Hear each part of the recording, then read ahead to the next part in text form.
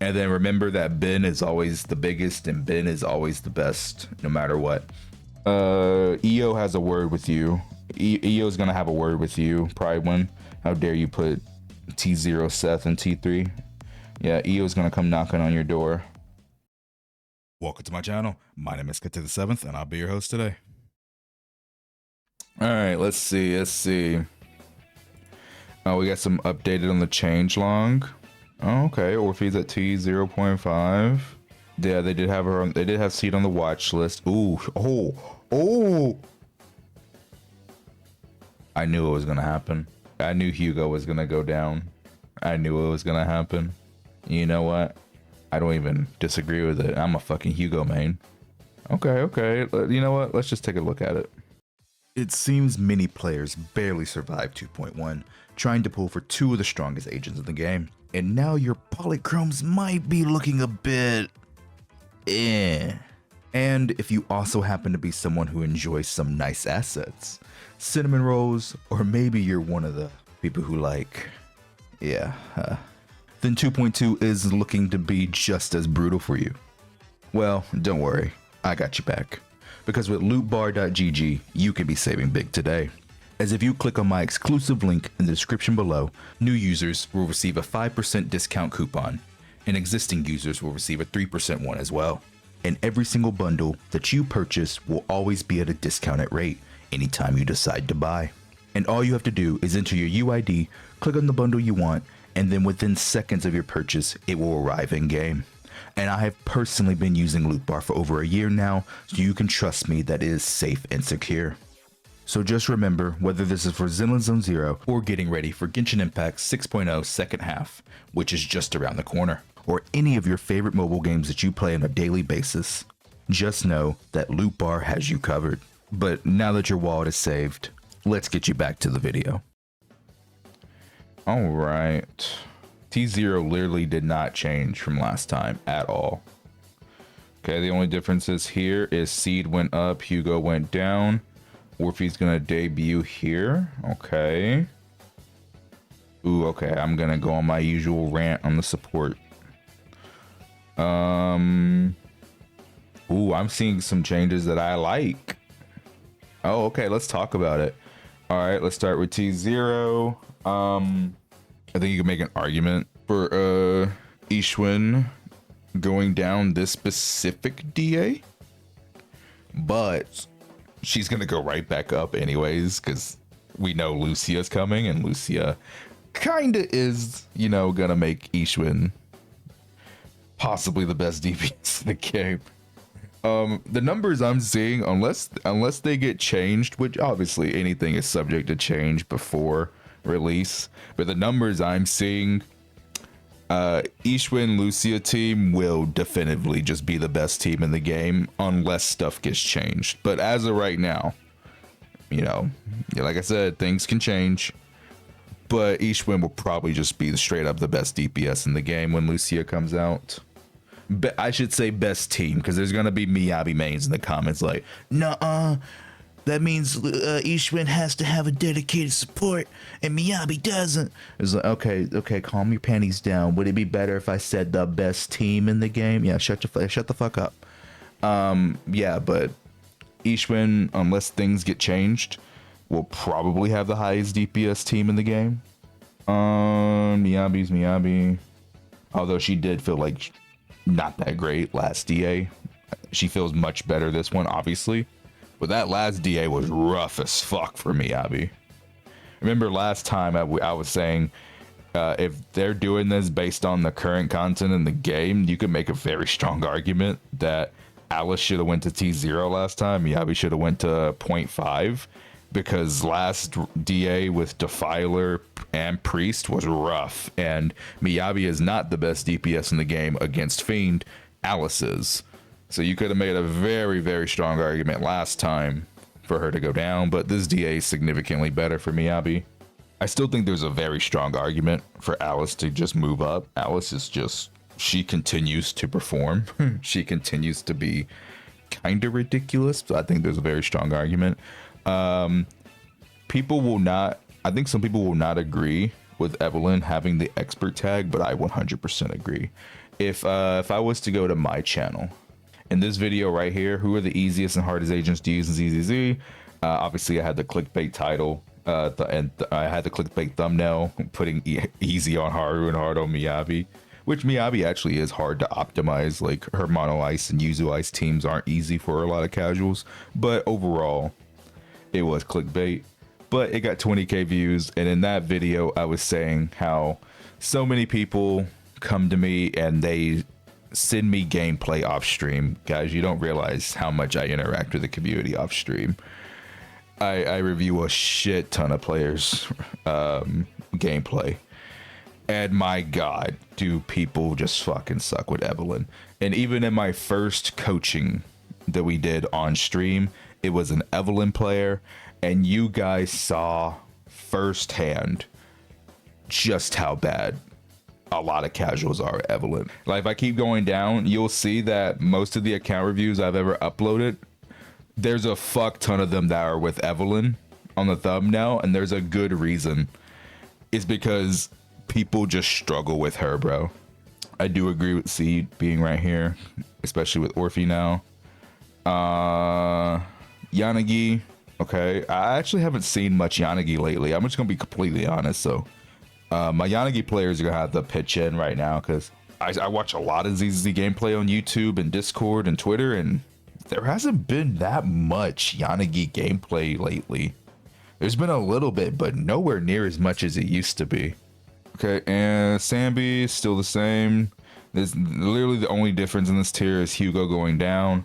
Okay, we're gonna have to talk about Hugo, because Hugo's probably going to be the thumbnail. He's probably going to be the title. Oh man. Look, you guys know, my dedicated audience, my people who watch my streams, watch my videos, you guys know, I love Hugo. He is literally my favorite Ice DPS. Literally my favorite Ice DPS. I love the man. I have a 38 sub Hugo build, which, if you don't know, that's very good. That's extremely good. That's almost reaching the max, right? Because 40 plus is incredible. I'm 2 subs away from 40. I have his engine. I have his dedicated team, and he's just, bro, you just feel it, bro. Other characters are just better. He literally is set up for failure, bro. The content that has been releasing has been setting Hugo up for failure. And do you blame that on Hugo, or do you blame that on the content that's been released? I don't know, but I'll let you guys chime in a little bit. But for my Hugo mains in chat, you know what I mean. The content that has been releasing has not favored Hugo at all. There has been very, very little content that has favored Hugo. Yeah, I know it feels personal at this point. Yeah. Well, I mean, what was the last good Shiyu fight released for Hugo? Palicus? He does very well against Palicus. But then people will say, oh, but that's okay. Like, you know, I can still get the 20k I need with a lighter Lycon. Do you always realize they say a specific character, they say lighter? Hugo needs the lighter tag.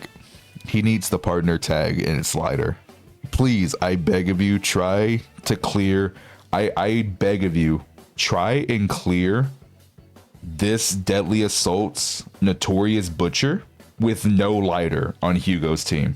It is ice content that Hugo fucking struggles to clear, and he barely clears it with lighter. Take lighter away and it's not impossible, but it's extremely fucking difficult. I tried with Lycon Chingy, never again. He just gave up. Volshi, you got 25k on Butcher with M2 Hugo? Oh dear god. The issue with Hugo is there's very, very little content that has been released that favors him. If you don't have lighter, you kind of just get fucked. And that is so unfortunate.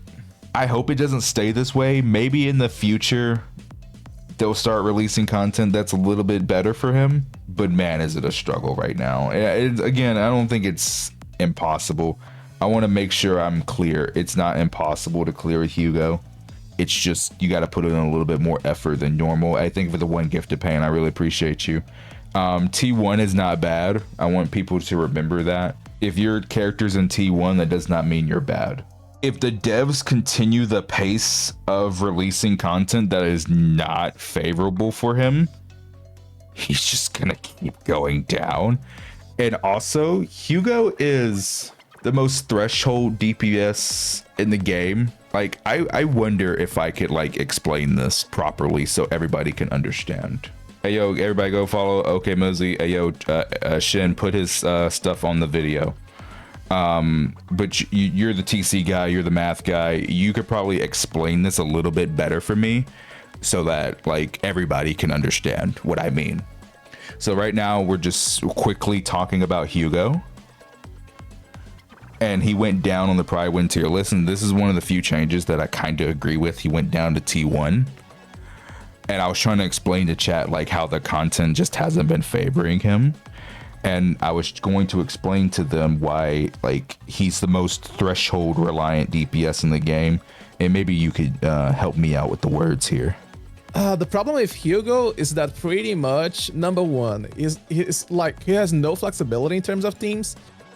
We only have like lighter and pretty much what Lycan is one of the best teams for him. Like that's it. We have pretty much zero flexibility in terms of what teams you can run. Hugo, you can replace Lycan with Chin, for example, because it's a unit that is going to increase the stun, but that's it. But I think that the main issue is about how the damage kind of happens with Hugo.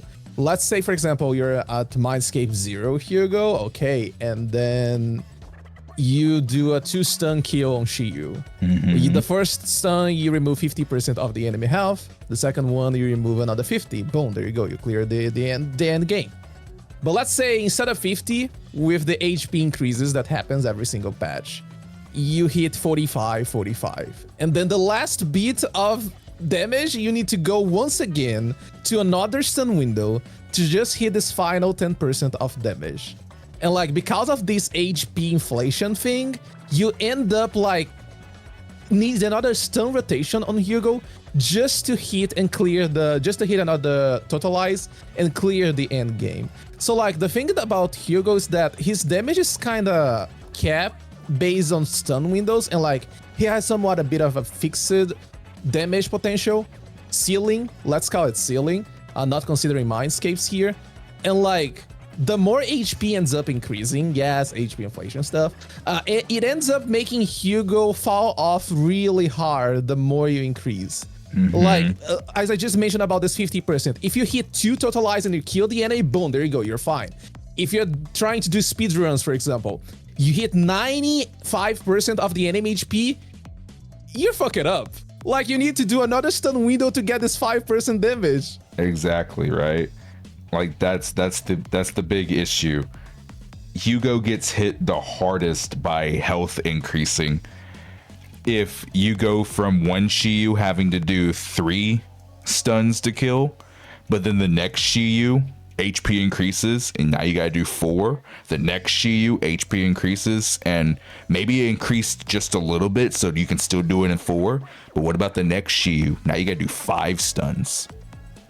Every time you add a stun window to Hugo, it significantly increases his clear time. And then on top of that, think about it, most players do not have 100 crit rate on their Hugo. Miss 1 crit on Hugo, and that's almost a guaranteed extra 35 to 40 seconds added on, depending on how many extra stuns you have to do. Miss 2 crits, you need to reset. 1 crit is already rough as fuck. You miss 2 crits on Hugo, you gotta reset. That's an immediate reset.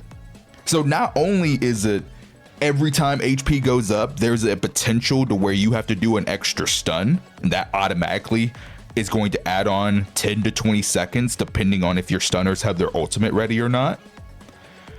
If you miss crit, oh, it's fucked. It's fucked. Think about all the other DPS in the game. Miyabi misses 1 or 2 crits in her enhanced basic. That's okay. Her enhanced basic is a fuck ton of hits. Evelyn misses a few hits in her chain attack. That's okay. She has a lot of hits in her chain. Missing 1 or 2, it's fine. Hugo misses a crit? It's rough, bro. It's rough. It's rough. No other DPS gets punished more than him. I'm talking about limited DPS, by the way, chat. I'm not talking about A ranks or standards. I'm talking about limited DPS. No other limited DPS in the game gets punished as hard as Hugo for HP increasing. And no other DPS in the game also gets punished as hard as Hugo for missing a crit. So will they find a way to alleviate this problem in the future? I have no fucking clue. Like I told you guys earlier, I cannot predict the fucking future. I as a Hugo main, as a Hugo enjoyer, I would love for them to find a way to fix this problem. It would really be good if they could find a way to fix this problem, but I cannot tell you the future. I don't know what's gonna happen, right? So we can only sit here and just wait, right? But right now it's not looking too hot, and that's why I'm trying to like just spread awareness. Like, hopefully they can find a way to keep Hugo relevant in the future. It would be very painful if he fell off even more. I really, really hope as a Hugo enjoyer that he's okay in the future. Hope I could help chat understand a little bit about this, because yeah, that's the issue. Like, imagine missing the kill on Shiyu because of 5% extra HP. That's a whole stun window you need to get. It sucks. See ya, chat.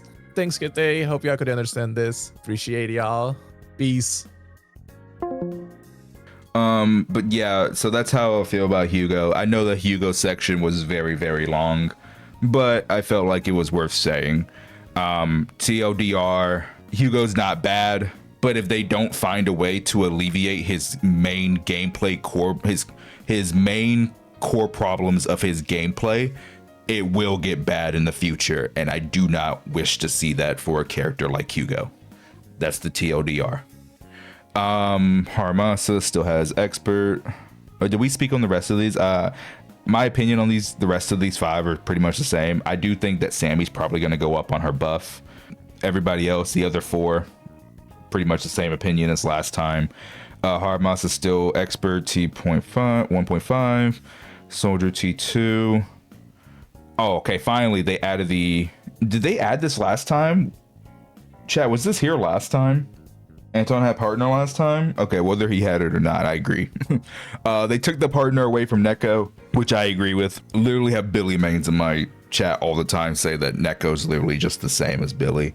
Yeah, she might be more unpleasant to play for a lot of people, but their DPS is pretty much identical. So might as well just put these 3 in the same tier. And then remember that Ben is always the biggest and Ben is always the best, no matter what. Vivian still up here. Okay, I actually agree with Orphe's placement. Orphe is actually very fucking good. I think even Jay Stern was saying that she did a lot better than he expected. Even on my M0 testing video, she did better than I expected. She's actually very, very solid. I'm seeing some Billy players push M0 Orphe very, very high in DA right now. The buff is good, so I will mention the buff is very good, but she's doing very well. I think the only way for Orphe to move up in the future is for them to release more Aftershock DPS. That is probably the only way she moves up in the future. Because yeah, even though Seed's not an Aftershock DPS, TLDR, Orphe is still her best teammate. And then Sambi's also Orphe's best teammate. Orphe's solid in other teams, but not the best option. Like we did Evelyn Orphe, got 40k on our first try. It's very solid. Lighter Orphe with Ben, very solid. Even Rakaruk himself, Shinka put his channel on the screen. The Ben main himself is very pleased with Orphe. He's extremely happy with Orphe. He says that she is significantly better than Lucy, which is a good thing. So she's solid in other places, but she's not the best in slots. So like that's the thing. So if they release more Aftershock DPS in the future, she could probably go up. But again, we don't know the future. I can't tell. I could see Orphe going down to T1 in the future, and it wouldn't surprise me, depending on the kind of characters they release. Like, if they just don't release more Aftershock DPS, I can see a world where Orphe is still best in slot for Seed and Sambi, but being at T1 just because, like, they just don't release more Aftershock DPS. So, yeah, I could see that in the future, but again, only time will tell. Okay, Yanagi's still there. Okay, I don't have much to say about Yanagi again. I just haven't been seeing too much on Yanagi, but I am seeing some people in chat saying Yanagi's still doing well, so. Bernice, I agree with T1. I don't think Bernice is bad at all. I just think that the other quote-unquote secondary DPS are just better than she is, but I don't think she's bad at all. And then Grace is Grace. Okay, T0. I still think that Nicole should be up here. How many times has Nicole got to prove herself to be one of the best supports in the game? How many times do I got to make Prydwen tier list and preach Nicole's name? I mean, my God, Nicole is just broken, bro. To the point where I'm literally getting on people's account using their level 50, level 40s Nicoles and clearing the end game for them, just to show like people like, hey, don't neglect your Nicole. She's absolutely broken. But yeah, I can agree with T0. I think the only character that needs to move up is Nicole. I think Glider is a T0 stunner, but I think Astra, Yao, Nicole, and Yuzuha are better characters overall than he is. That's my issue. They took away the stun category. It's so hard to see this, right? Because if a new player saw this, right? Yeah, Lighter's amazing, but Yuzuha and Astra are going to be the better pickup for 9 out of 10 accounts. If a new player saw this and they needed to choose between these 3 characters, Yuzuha and Astra are going to be the better pickup for 9 out of 10 accounts. But that's the only issue, right? I don't want a new player to see this and say, oh, like these are all the same pull value. I don't have any of these characters. These are all the same pull value. So I guess I'll just pick my favorite one then, since they're all the same pull value. But in reality, Astra and Yuzu have a little bit higher pull value than Lighter does overall. Sokaku, yeah, Miyabi partner tag. I can see a day where Sokaku dramatically drops down the tier list. I can see that happening one day. It just depends on how long Mono Ice / Yuzu Ice stays relevant. Because it seems like the developers are trying to make Mono Ice and Yuzu Ice worse and worse every patch. So it just depends on what the developers do. As long as Mono Ice and Yuzu Ice stay as one of the strongest teams in the game, then Sokaku deserves her place up here. Because you literally can't play Mono Ice or Yuzu Ice without Sokaku. I don't know if you realized, in the Mono Ice and Yuzu Ice team, the character that never switches is Sokaku. So you literally can't play that team without her. But it just depends on how aggressive the developers get trying to hurt that team. It just really depends on how much they try to bring Mono Ice down. Still don't agree with Fufu partner tag. She's the most flexible fucking stunner in the game, bro. Even more flexible than Trigger, in my opinion. Because Fufu's engine, her W engine, is not that great. You do not see a huge performance increase if you have Jifufu's engine at all. While Trigger, you do see a massive performance increase. If you have both of these characters without their engine, Jifufu's just the better character. And she's so flexible, bro. She is so flexible. Prydwen's tier list has always been with no S ranks. It's always been standard banner, correct? Did they change it? Hasn't it always been standard banner S ranks? Where is it at? Oh, they did change it. Okay, so in the past it was no S rank engine. Okay, well, if you're talking Trigger with her S rank, then yeah. Okay, she could be up here. If there's no S rank engine, Trigger, no, Jifufu's better. But still, that doesn't change the fact that Jifufu's extremely flexible. I agree with Lycon. Pan's finally getting more rupture agents in the future, so For people who do not get Lucia, having Pan will be very nice. I agree with Pokra. M6 Pokra is very solid. Chingy is very good with Jian and Ishwin. Yeah, I agree. We shit on Caesar too much every time we look at these. It is what it is, man. I just hope she gets changed. TLDR, every time we look at Prydwen, I say just make it where her shield buffs the entire team instead of just the active character. That way she doesn't completely fuck over quick swap teams, which a lot of teams are quick swap nowadays. And also make Caesar's ultimate better. Like literally, if you just do those two changes, I would be so satisfied with Caesar. I still don't think even with those two changes, she would be better than Astra Yao or Yuzu. But she would be so much more competent. Like you just make those two changes and I would be happy with her. EO has a word with you. EO's gonna have a word with you, Prydwen. How dare you put T0 Seth and T3? Yeah, EO's gonna come knocking on your door. But overall, that's the Prydwen tier list. And like, comment, subscribe, join the Discord. We're at almost 8K members. And yeah, I guess that'll be it. Peace.